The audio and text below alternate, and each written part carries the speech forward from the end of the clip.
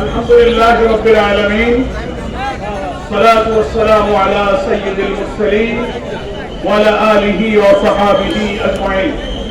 বাংলাদেশে একটি ঘটে যাওয়া ঐতিহাসিক অনন্য ছাত্র অভ্যুত্থানের 1000 ছাত্র জনতা জীবন দিয়েছে। তার মধ্যে বাগেরহাটের এই আন্দোলনের বীর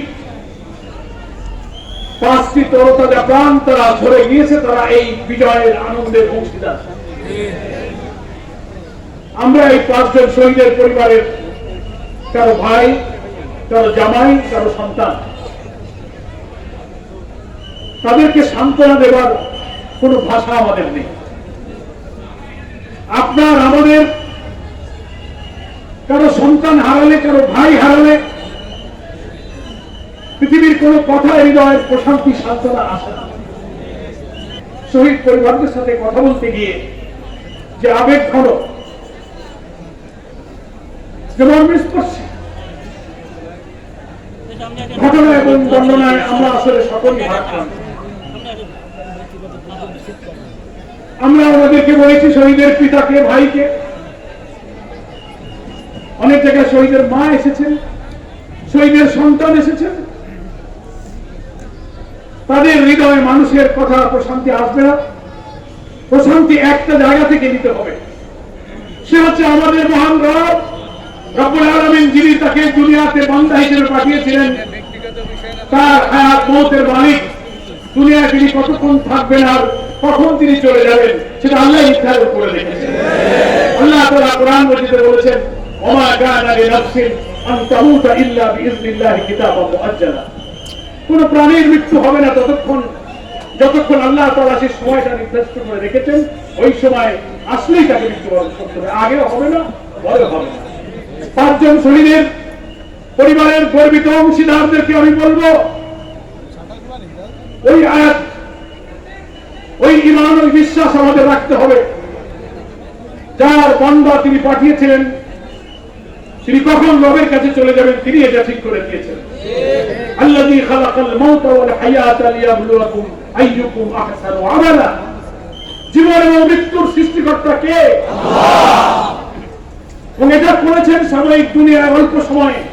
তার আমলে, আচরণে, ত্যাগ তিতিক্ষায়, আল্লাহর বন্দেগী, গোলামি, হুকুম পালনে, দ্বীনের জন্য জীবন যাপনে কে কত উত্তম আমল দিয়ে পরীক্ষা দিতে পারে, সেই পরীক্ষার জন্য এই হায়াত আর মওতের পরীক্ষা আল্লাহ আমাদেরকে দিয়েছেন। আলহামদুলিল্লাহ। 5 জন শহীদের অভিভাবকদের আমরা বলবো, আপনাদের সন্তান স্বয়ং তারা ঈমানের পরীক্ষায় উত্তীর্ণ হয়েছেন। দেশ জাতি অত্যাচার নির্যাতনের বিরুদ্ধে সত্য এবং অধিকারের পক্ষে যারা জীবন দেয়, প্রিয় নবী রাসূল সাল্লাল্লাহু আলাইহি ওয়াসাল্লাম বলেছেন, আল্লাহ তাআলা তাদেরকে শাহাদাতের মর্যাদা দান করেন। ফলে আপনি আপনার মনকে এই বলে প্রবোধ দেবেন, মৃত্যুর সময় যেহেতু নির্দিষ্ট ছিল, এই দিন আসলেই তার মরণ হতো। পৃথিবীর লক্ষ কোটি মানুষ মারা যায়, কিন্তু কয়জনের মৃত্যু মানুষ স্মরণ করে? কিন্তু আপনার যে 5 জন এই বাগেরহাট থেকে জীবন দিল, যুগ যুগ ধরে এই দেশ, এই দেশের মানুষ তাদেরকে স্মরণ করে। স্বৈর শাসকের পতনের আন্দোলনে, বাগেরহাটের এই 5 বীর সন্তানের ইতিহাস উজ্জ্বল সার্থক করে রাখা থাকবে। আমরা চলে যাব, আপনারা চলে যাবেন, এই দেশের কোটি কোটি মানুষ যুগ যুগ ধরে 5 শহীদকে স্মরণ করবে। ইতিহাসের পাতায় বাগেরহাটের মানুষ এই কৃতিত্বের অংশীদার হয়ে চিরদিন স্মরণীয় থাকবে।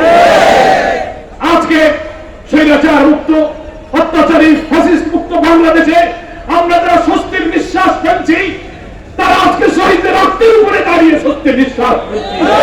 আজকের এই আনন্দে, এই স্বস্তির উৎস অংশীদার হলো এই 5 জন শহীদ। অপরদিকে তারা মহান আল্লাহর কাছে শাহাদাতের মর্যাদা পাবেন ইনশাআল্লাহ। আল্লাহ তাআলা বলেছেন, দ্বীনের জন্য, হকের জন্য যারা জীবন দেয়, আল্লাহ তাআলা বলেছেন তোমরা তাদেরকে মৃত বলো না। ওয়ালা তাকুলু লিমা ইউকতালু ফি সাবিলিল্লাহি আমওয়াত বাল আহইয়াউ ওয়ালাকিন লা তাশউরুন। আল্লাহর জন্য যারা জীবন দেয় তাদেরকে তোমরা মৃত বলো। তাই 26 বিপ্লব এবং আমাদের সিয়াম মাহফুজ এবং আলমগীর, এই পাঁচজন আল্লাহর বিধান অনুযায়ী আমরা বলবো তারা মরে নাই, তারা বেঁচে আছে। আল্লাহ বলছেন তারা জীবিত, তোমরা সেটা বুঝতে পারো না। যারা শহীদ হয় আল্লাহর কাছে কবুল হয়ে যায়, আল্লাহ তাআলা বেহেশতে তারা সবুজ পাখি হয়ে ঘুরে বেড়ায়। আল্লাহ বলেছেন ইন্না রাব্বিহিম ইউরযাকুন, ওই শহীদদেরকে আল্লাহ রিজিক প্রদান করেন। তো রিজিক কি মৃত মানুষ নেয় না জীবিত মানুষ নেয়? এগুলো প্রমাণ করে যে তারা জীবিত আছে। ফলে জান্নাতের উচ্চ মাকামে এই পাঁচজন শহীদ আল্লাহ তাআলা কবুল করে তাদেরকে জান্নাতে উচ্চ মর্যাদা দান করুন। আমরা এই আলোচনা শেষে আপনাদেরকে নিয়ে তাদের জন্য দোয়া করব। তাই বাগেরহাটবাসীর জন্য, শহীদের পরিবারের জন্য অনেককে আমি চিনি, অনেককে জড়িয়ে ধরে আমি সান্ত্বনার ভাষা হারিয়ে ফেলেছি। অনেক পুরনো পরিচিত আমার বন্ধু বান্ধব নাম দেখেছি, কিন্তু পিতা এবং আত্মীয়দের দেখে দেখলাম যে তার পরিবার থেকে তারা শহীদ হয়ে গেছে। আমি আপনাদেরকে বলবো, আপনার পরিবারকে বলবো, এখানে আপনি সান্ত্বনা নিন যে আপনার আত্মীয়, আপনার সন্তান, আপনার ভাই, আপনার জামাই, তারা বাংলাদেশের ঐতিহাসিক আন্দোলনের কৃতিত্বের অংশীদার। যুগ যুগ ধরে তারা সম্মান করবে, একটি মর্যাদার আসনে তারা প্রতিষ্ঠিত হয়ে গেছে। আলহামদুলিল্লাহ, এটা দুনিয়ায় তাদের মর্যাদা। আর আখিরাতে আল্লাহ তাআলা যদি তাকে জান্নাত দান করে, তার কিছু আর প্রয়োজন নেই। আলহামদুলিল্লাহ, আমরা দোয়া করব। আল্লাহ রাসূল হাদিসে বলেছেন, শহীদদের যে 7টি পুরস্কারের কথা আল্লাহ রাসূল বলেছেন, তার একটা হলো পুলিশের গুলিতে যখন তার জীবনটা বেরিয়ে তার শরীর থেকে রক্ত রাস্তায় প্রবাহিত হয়েছে, আল্লাহ নবী বলেন দেহ থেকে রক্ত মাটিতে পড়ার আগেই আল্লাহ তার গুনাহগুলো মাফ করে দেন। আল্লাহ তাআলা কিয়ামতের কঠিন দিনে আল্লাহর মাগফিরাত ছাড়া তাদের ক্ষমা হবে না, সেদিন ওই শহীদের 70 জন নিকটাত্মীয়কে তার পিতা মাতা এবং আপনজনকে সুপারিশ করার ইখতিয়ার দেবেন। আমরা দোয়া করবো এই 5 জনের আত্মীয় স্বজন, পিতা মাতা, তাদের মধ্য থেকে আল্লাহ তাআলা তাদেরকেও মাগফিরাত নাজাতের জন্য সুপারিশের ইখতিয়ার দান করেন। আমার ভাইরা, আজকে এদের রক্তের বিনিময়ে আমরা যে নতুন বাংলাদেশ পেয়েছি, একটি নতুন বাংলাদেশ নির্মাণের জন্য একটি অন্তর্বর্তীকালীন সরকার গঠিত হয়েছে। সরকার গঠনের জন্য তারা চেষ্টা চালিয়ে যাচ্ছেন। আমরা বাংলাদেশ জামাত ইসলামী এই সরকারকে কথা দিয়েছি, এই নতুন রাষ্ট্র নির্মাণে বাংলাদেশ জামাত ইসলামী সরকারকে সহযোগিতা করবে। অন্তর্বর্তীকালীন সরকারের প্রধান উপদেষ্টা নোবেল বিজয়ী ডক্টর প্রফেসর ইউনূস জামাত ইসলামীকে আমন্ত্রণ জানিয়েছিলেন। আমাদের প্রিয় নেতা, বাংলাদেশের রাজনৈতিক আন্দোলনের একজন মানবিক অনন্য অসাধারণ নেতৃত্ব ডাক্তার শফিকুর রহমান মজনুন জননেতা, তার নেতৃত্বে আমরা একটি প্রতিনিধি দল আমরা প্রধান উপদেষ্টার সাথে দেখা করেছি। তিনি আমাদের কাছে দোয়া এবং সহযোগিতা চেয়েছেন। আমরা বলেছি এই সরকারকে দেশকে একটি স্টেবল পজিশনে, স্থিতিশীল পজিশনে এনে একটি অবাধ নিরপেক্ষ নির্বাচনের পরিবেশ তৈরি করার জন্য যতটুকু সময় প্রয়োজন ততটুকু সময় দিতে জামাত ইসলামী প্রস্তুত আছে। তিনি বলেছেন দেশের সামনে অনেকগুলো চ্যালেঞ্জ, দেশ বিদেশ থেকে নতুন করে দেশকে অস্থির করার জন্য অরাজকতা, নৈরাজ্যের সৃষ্টির চক্রান্ত চলছে। দেশের অভ্যন্তরে দলীয়করণ, দুর্নীতি, প্রশাসন, সংবিধান, ইলেকশন কমিশন অনেকগুলো সংস্কারের কাজ করে জাতিকে নির্বাচনের জন্য উপযুক্ত করতে হবে। আপনারা আমাদের একটু সময় দেন। আমরা বলেছি আমরা কোনো ঘড়ি ঘন্টা, দিন, বছর, মাস বেঁধে দেব না। এই কাজটুকু দেশ ঠিক করতে যতটুকু সময় লাগে তার চেয়ে বেশি নয়। পরিবেশ ভালো হলে আপনারা একটি অবাধ নিরপেক্ষ নির্বাচন দেবেন। সরকার রাজি হয়েছে। আমরা একথা বলেছি, আমরা এমন নির্বাচন চাই যে নির্বাচন দিয়ে ভোটাররা যেন অবাধে নির্বাচনে ভোট দিতে পারে। ভোটের দিন ভোটাররা ভোট কেন্দ্রে যাচ্ছে, ছাত্রলীগ, যুবলীগরা, পুলিশ পথে বাধা দিয়ে বলছে ভোট হয়ে গেছে, বাড়ি চলে যাও। সেভাবে চাইতে দেবে না। দিনের ভোট রাতে হয়ে যাবে, বাক্স চুরি হবে। বাংলাদেশে আমরা সেই নির্বাচন ইনশাআল্লাহ হতে দেব না। হাজার হাজার শহীদের রক্তের উপরে দাঁড়িয়ে আমরা আর কোন মায়ের কোল খালি করে বিশ্বাসঘাতক জাতিতে পরিণত হতে চাই না। মাত্র 1 মাসের এই আন্দোলন প্রায় 1000 ছাত্র জীবন দিয়েছে। হাজার হাজার ছেলেরা, মেয়েরা আহত, ক্ষত বিক্ষত, পঙ্গু, চোখ নাই, পা কেটেছে, হাত কেটেছে, বিদেশে নিতে হবে, অর্থ নাই, হাসপাতালের বেড়ে গেলে তাদের কান্না সহ্য করা যায় না। আমরা আল্লাহর কাছে দোয়া করি, হায় আল্লাহ, নিঃস্বার্থভাবে দেশ ও জাতির জন্য যারা হাসপাতালের বেডে বসে হাজারি করছে, তুমি তাদের সকলকে সুস্থ সক্ষম করে দাও। মুক্তির এই আনন্দ, এই উচ্ছ্বাসে শরীক হয়ে এই রক্তের বন্যা নিয়ে একটি নতুন বাংলাদেশ গড়ার জন্য তাদের সকলকে তুমি শেফায়ে আজিলা কামিলা দান করো। আমার ভাইরা, আমি আপনাদের কাছে তাই বলতে চাই, এই বাংলাদেশটাকে স্বৈরাচার মুক্ত করার কারণে এখনো একটা অংশ কিন্তু গায়ে জ্বালা শুরু হয়েছে। দেশের বিদেশ থেকে ষড়যন্ত্র চলছে। আমাদের এই বিপ্লবের পর একটি মিলিটারি কু করার চক্রান্ত করা হয়েছিল। দেশপ্রেমিক সেনাবাহিনী তারা জীবন দিয়ে সেই প্রচেষ্টাকে ব্যর্থ করে দিয়েছে। তারপরে একটি জুডিশিয়াল কু করার জন্য চক্রান্ত করেছিল। প্রধান বিচারপতি, হাইকোর্ট এবং আপিল ডিভিশনের সব জাস্টিসরা একটি জাজেস মিটিং ডেকে অন্তর্বর্তী সরকারকে অবৈধ ঘোষণা করার চক্রান্ত করেছিল। দামাল ছেলেরা, বৈষম্য বিরোধী ছাত্র আন্দোলনের সংগ্রামী ছাত্র জনতা এই খবর পর ওই দিন সকাল 9টার আগে সমস্ত হাইকোর্ট তারা ঘেরাও করেছিল। প্রধান বিচারপতির পদত্যাগ দাবি করে এইসব চিহ্নিত আওয়ামী দালালদের পদত্যাগ না করলে ছাত্র হাইকোর্ট ত্যাগ করবে না ঘোষণা দিয়েছিল। তাদেরকে পদত্যাগ করতে বাধ্য করে ছাত্ররা ফিরেছে। ফলে একটি মিলিটারি কু, একটি জুডিশিয়াল কুর প্রচেষ্টা এই জাতি ব্যর্থ করে দিয়েছে। আলহামদুলিল্লাহ, এখন দেশ বিদেশ থেকে শুরু হয়েছে আওয়ামী লীগ। আমাদের সংখ্যালঘু মুসলিম হিন্দু ভাইদেরকে নিয়ে আওয়ামী লীগ একটি নোংরা রাজনীতি শুরু করেছে। দুনিয়াকে দেখাতে চায় জামাত শিবির মন্দিরে আক্রমণ করে, এরা সংখ্যালঘু সম্প্রদায়ের উপরে হামলা করে, বাড়ি ঘর ঘের জমি জমা লুটপাট করে নেয়। আমরা সংখ্যালঘু, আমাদের অধিকার আমরা নির্যাতিত। যেতে দুনিয়ার পাশ্চাত্য সেকুলার রাষ্ট্রগুলো প্রতিবেশী আধিপত্যবাদী শক্তি আবার ওই শৈল শাসকের প্রচেষ্টাদেরকে আবার ফিরিয়ে আনার পরিবেশ তৈরি করে, যে সুযোগ আমরা দেব না। আমাদের নেতার নির্দেশে আমরা সম্প্রতি রাজধানী ঢাকা সহ সারা দেশে এই চক্রান্ত ব্যক্ত করে দেওয়ার জন্য আমরা ইসলামী ছাত্র শিবির, জামাত ইসলামের নেতা কর্মীদেরকে আহ্বান জানিয়েছিলাম। সমস্ত মন্দিরে মন্দিরে আপনারা পাহারা বসান, সবাই সেখানে পাহারা দিয়েছে। আমরা হিন্দু, বৌদ্ধ, খ্রিস্টান সমস্ত সংগঠনের সাথে ঢাকায় ঢাকেশ্বরী মন্দির সারা দেশে বারবার তাদের সাথে মত বিনিময় করেছি। আমরা প্রশ্ন করেছি, আপনারা সংখ্যালঘু নন, বাংলাদেশের সংখ্যালঘু আর গুরু বলে কোনো কথা নেই। বাংলাদেশের সংবিধানে সকল ধর্ম মত নির্বিশেষে সবার জন্য যে অধিকার নিশ্চিত করা হয়েছে, একজন মুসলিম আমাদের সংবিধানের যে মূল নীতি সাম্য, মানবিক মর্যাদা, সামাজিক ন্যায় বিচারের অধিকার একজন মুসলিম যেমন ভোগ করবে, অমুসলিমও তাই অধিকার হবে। সংখ্যা লঘু আর সংখ্যা গুরু বলে কোনো কথা নেই। পৃথিবীর যে কোনো দেশে একটা ধর্মে একটা জাতির লোক সংখ্যা কমও থাকতে পারে, বেশিও থাকতে পারে, তার কারণে তাদের অধিকার কখনো খর্বপূর্ণ হয় না। ভারতেও তো আমরা মুসলমানরা সংখ্যা কম আছে, আমাদের পরিচয় সংখ্যা লঘু নয়, সংখ্যা গুরু নয়, আমাদের সকলের পরিচয় আমরা বাংলাদেশী। আমরা হিন্দুদেরকে বলেছি, তারা খুশি হয়েছে এবং তারা বলেছে যে আমরা বিভ্রান্তির মধ্যে ছিলাম। আমরা বলেছি আপনারা উত্তর দেন। বছরের পর বছর জামাত শিবিরকে অপবাদ দেওয়া হয়, জামাত শিবির আপনাদের মন্দির ভাঙা হলে, বাড়ি দখল হলে বলে জামাত শিবির করছে।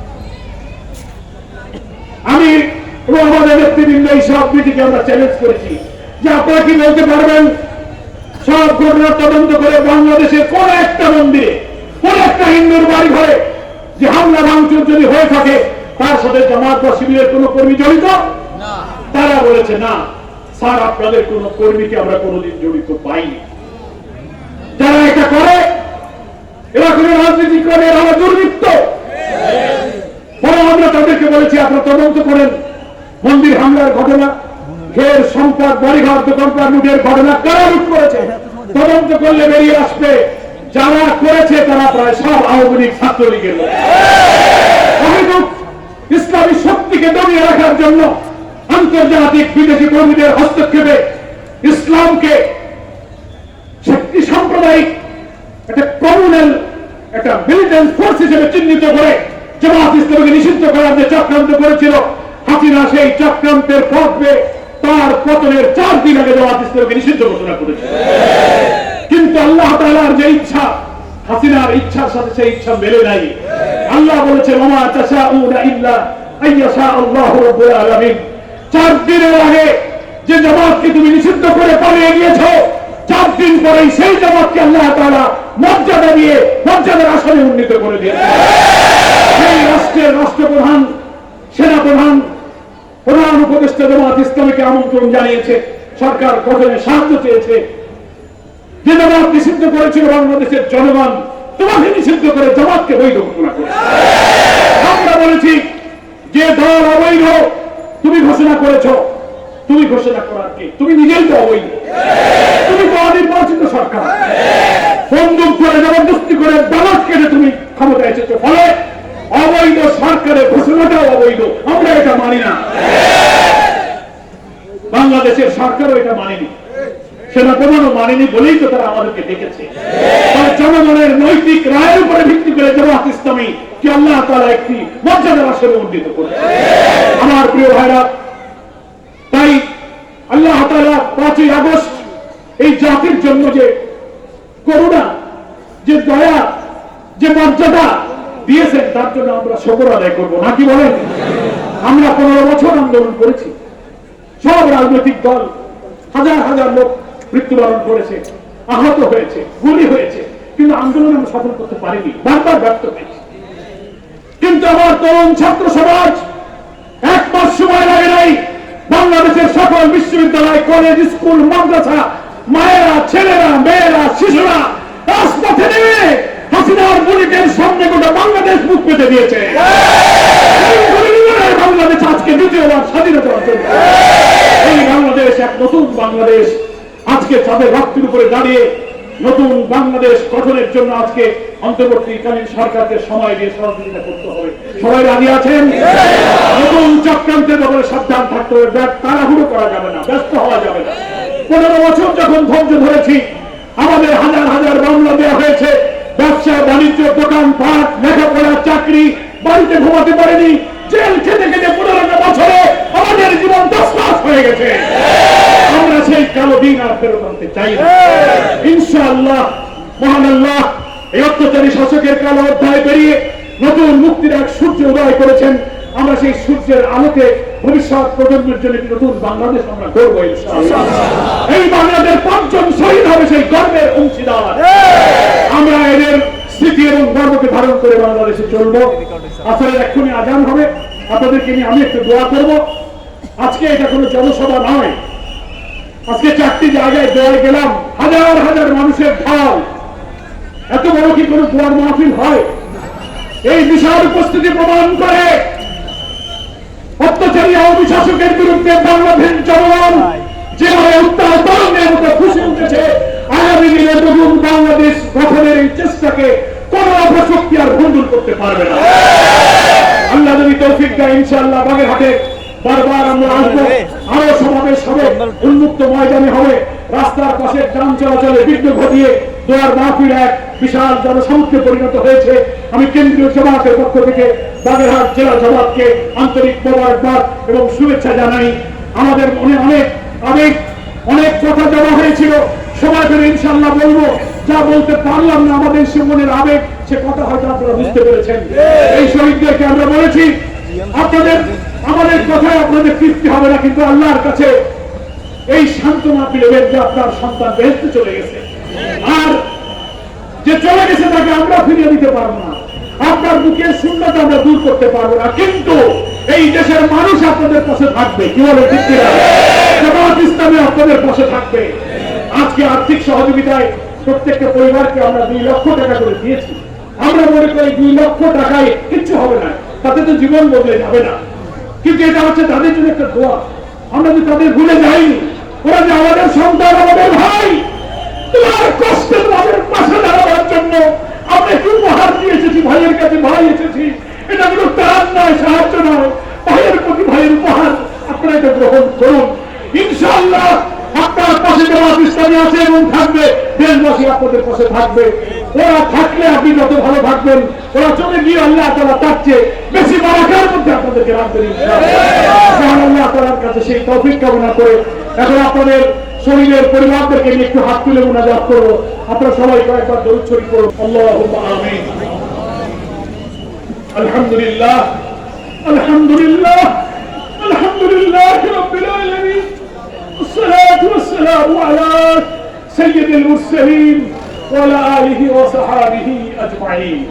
لا إله إلا الله العظيم الحليم. لا إله إلا الله رب العرش العظيم.